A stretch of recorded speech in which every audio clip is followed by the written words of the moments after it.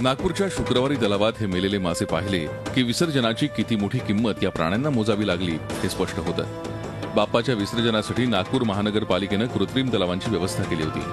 निर्माल्यासाठी कलशही पुरवले होते। तरीही तलावात झालेल्या विसर्जनानं त्याचा फटका तलावातील जीवांना बसला।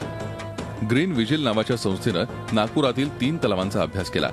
यात फुटाळा आणि शुक्रवारी तलावातील प्राणवायूचं प्रमाण अत्यल्प असल्याचं आढळलं।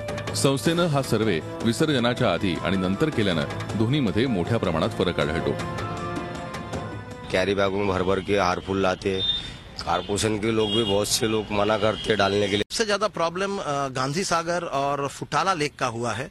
और गांधी सागर में जहां पहले डिजोल्व ऑक्सीजन करीब 4.5 मिलीग्राम पर लीटर था, वो अभी घट के 2.5 मिलीग्राम पर लीटर हो गया है। और फुटाला में पहले ही ऑक्सीजन की लेवल काफी कम थी, लाइक 3.5 मिलीग्राम पर लीटर, जो घट के अभी 2 मिलीग्राम पर लीटर के लेवल पे आ गई है। तलावात निर्माल्य टाकल्यानं प्राणवायूचं प्रमाण कमी होतं आणि मूर्तींचा रंग पाण्यात मिसळल्यानं त्यातील रसायनाचा परिणाम जलचरांवर होतो। शिवाय या रसायनाचा तलावाच्या पाण्यावर थर जमा झाल्यानं प्राणवायू मिळणं कठीण होतं। नागपूरच्या तलावातील प्राणवायूचं प्रमाण आधीपेक्षा निम्म्यावर आलंय।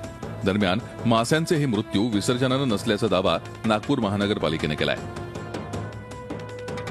मासे मरून राहिले, काही लोकांचं म्हणणं आहे की विसर्जनामुळे मरून राहिले, असा काही प्रकार नाही आहे। त्याच्या आधीच विसर्जनाआधीच असं आढळून आलेलं आहे। नागपुरातील या तलावांच्या संवर्धनाकडे आणि त्यांची प्रदूषणापासून सुटका होण्यासंबंधी विशेष प्रयत्न करण्याची गरज आहे, कारण याचा फटका जीवसृष्टीला बसतोय। अखिलेश आळवे, झी मीडिया, नागपूर। झी 24 तास रहा एक पाऊल पुढे।